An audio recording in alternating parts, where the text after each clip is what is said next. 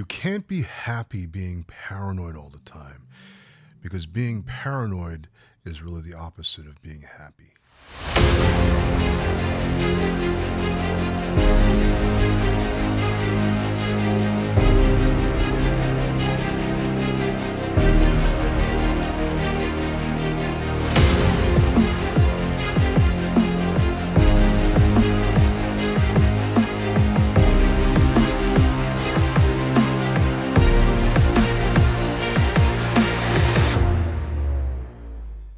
This is Dr. Spencer Coaches. Today, I'm going to talk to you about how to be happy when you're paranoid and what paranoia is, this state of hypervigilance you may find yourself in.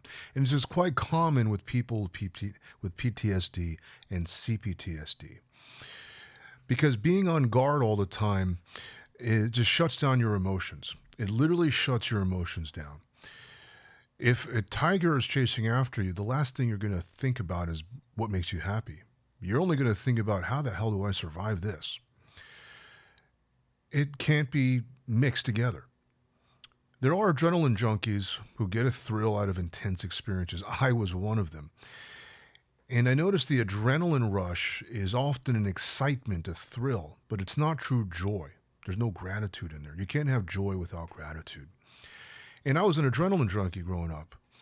Snowboarding and skateboarding and doing all these crazy things, driving my car at 135 miles an hour, riding a motorcycle at 150 miles an hour, things of that nature, cliff jumping, it brings a certain kind of happiness and excitement, but that's not true joy.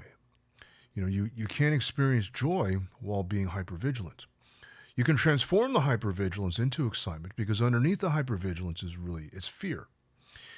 You're actually experiencing fear. You're afraid and you're on guard, scanning the whole world for danger. And that's what hypervigilance is. That's what being paranoid is. Being paranoid is more of a frozen version of hypervigilance. You're just afraid. It's the flight, fight, freeze, or fawn response. The freeze response.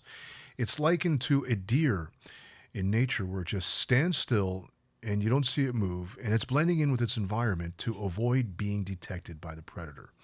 That is the reason for that response of the nervous system.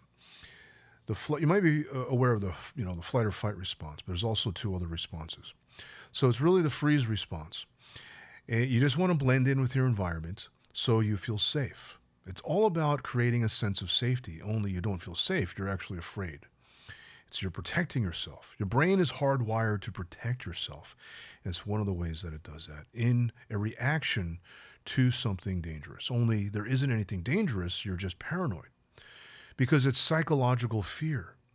In your mind, you're creating scenarios that aren't happening, which are really memories being played out. You're remembering the times of trauma. You're remembering being betrayed. You're remembering people lying to you. You're remembering being stabbed in the back. And now you don't feel safe around anybody. And you get suspicious. This is what happened to me. I'm describing what I went through. I became very suspicious of everybody. Had people double cross me, which it really triggered me and made me paranoid and hypervigilant all over again. And I thought I had resolved this in me. See, I was tortured when I was 4 and 5 years old. Underwent a lot of abuse. And resolved a lot of those emotions and those states of mind to learn how to function effectively in the world. Getting a doctoral degree in chiropractic, opening a business, running a business, treating patients, and so on. And had a few people take advantage of me. And it made me really on edge. It made me distrustful of my own patients, in fact, of friends, of people I hung out with. And I began to distance myself, became cold, became less empathetic, became less caring towards people. And as a result, people distanced themselves from me, even patients. And that's the impact that being paranoid has, or had upon my life. And the way I overcame it was just recognizing it. I'm being paranoid right now. This is not serving me. This is not helping me. Why am I being paranoid and being distrustful? What am I being trustful about?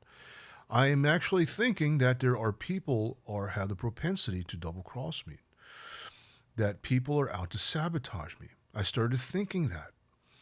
And the more I thought that, the more paranoid I felt. So I realized, well, is there any real evidence for this belief? Is this belief true? Are people out to sabotage me? Okay, it's possible there are some people out there who will do that. There are just some people with low morals, low self-worth, very low standards, that have no respect for anybody, and they're a sociopath. That's the definition of a sociopath, or even antisocial personality disorder. And they may treat people, they may use people, they may stab people in the back. And you can tell if a person's like this if they're mentally unstable. You see somebody who is not congruent with their word and their speech, and you can tell they're playing mind games with you, testing your resolve, testing your boundaries, trying to nitpick at some weaknesses within you, and you can tell they don't really care about you. They have no respect for you. They'll double cross you in a heartbeat. Rarely do you ever meet somebody like that. I mean, who's truly like that. Yes, they are out there, but I think about how many people have I met? Maybe 2, 3 people out of the thousands of people that I met. How can I let those less than 1% of the people that I've met influence over 99% of the people that I meet? Right? It doesn't make sense. So it's a real minority. So I don't have to be paranoid. And what was my role? I didn't recognize the dangers when they showed themselves. Had a patient come on to me, sexually, female patient. I should have ended it right there. Hey, look, this is not appropriate. I'm going to end the care right now and refer you to another doctor. I'm going to give you your money back. I didn't do that. I continued treatment. She turned around and then starts doing things that I'm not going to get into in this conversation. I did not give in to those advances.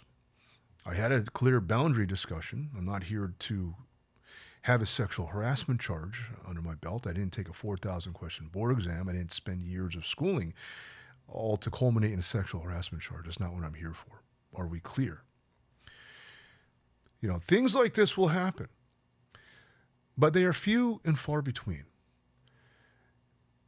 And whatever happened in your situation, whether it's a person who betrayed you, whether it's a car accident, whatever the traumatic incidence is, the chances of that happening again are slim to none. You know, how many times do you get into a car accident?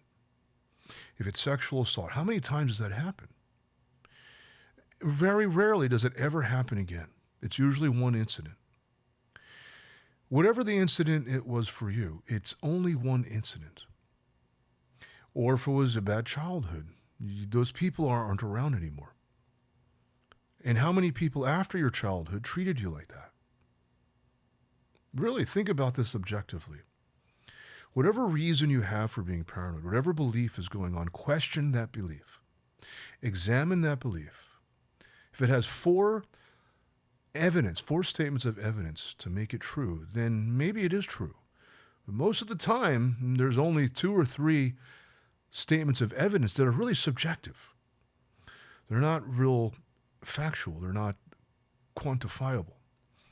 It's just a perception. And therefore, the belief isn't true. Therefore, you cannot think it. Therefore, the belief doesn't stand. You could let it go. And therefore, then the paranoia is gone. Because our thoughts actually influence our emotions. And yes, there is a natural emotional language and emotional quality, even beyond thoughts. But our thoughts influence our emotions more than we think. So when we release the thought that's actually creating the fear, creating the paranoia, creating the hypervigilance and the paranoia dissolves. And this is how you treat it. Now, I know some exercises to do that. And leave a comment below. Engage with me. I want to get to know what you guys think and what you guys are going through. Leave a comment below. Let me know what's happening in your life. So this is something that we can do. Because we have these beliefs, we have these conversations that we have with ourselves, that we tell ourselves things. You know, boys who get rejected by girls at an early age, this happens a lot. They never want to ask another girl out. Your heart gets broken. You never want to get into another relationship ever again. You know, girls and guys, this is quite common. In a sense of being suspicious of everybody, you just can't be happy. You can't experience any kind of joy because your emotions are shut down. And if your emotions are shut down, think about the quality of life you're going to have, that you're currently having. Paranoia is not a normal state of mind to live in. Being suspicious of everybody is not a normal state of mind to live in. You were not born suspicious of everybody. You're not born paranoid. You're not born hypervigilant, always looking for danger.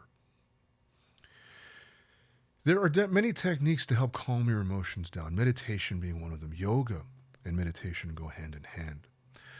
Pranayama is a practice to help calm the nervous system down, help clear the nervous system.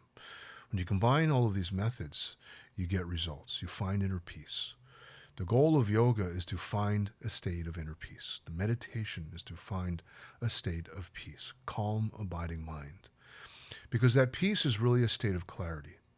When you're clear, you don't react to anything. You have clear comprehension, which is really living in present moment awareness. You don't have to analyze the past. You don't have to analyze a future of what might occur. All you have to know is the right here and now. When you live in the present moment, there's nothing dangerous. There's nothing dangerous, no one attacking you. There's no one about to attack you. There's no one about to take advantage of you. There's just simply you and your moment.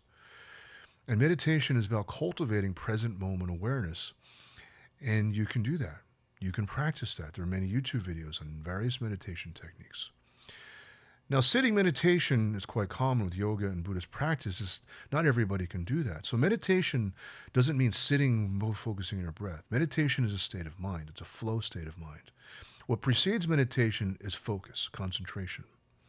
Anything that helps you focus and concentrate. It could be hitting a golf ball. It could be drawing. It could be writing. It could be playing an instrument. And then you get so focused that you get absorbed into the moment, that everything dissolves. There's nothing but you and the instrument, and things flow. You're in a flow state.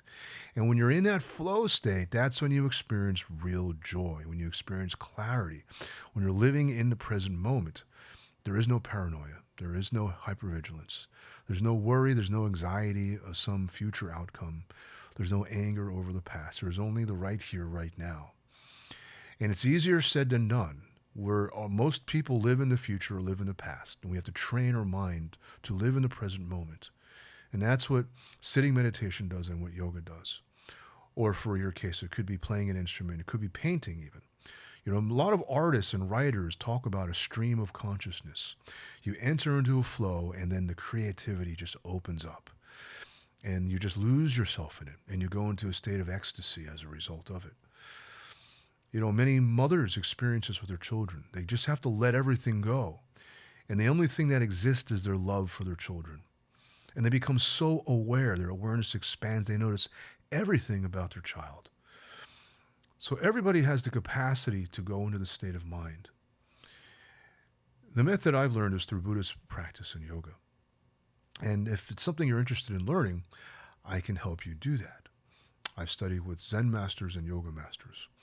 Robert Jinsen Kennedy Rodi and John Daido Lori Roshi for Zen Buddhist meditation, in Goenka's 11-day Vipassana retreat, and mantra practice from a yoga guru who has since passed on named Hari Babadas, or people call him Babaji.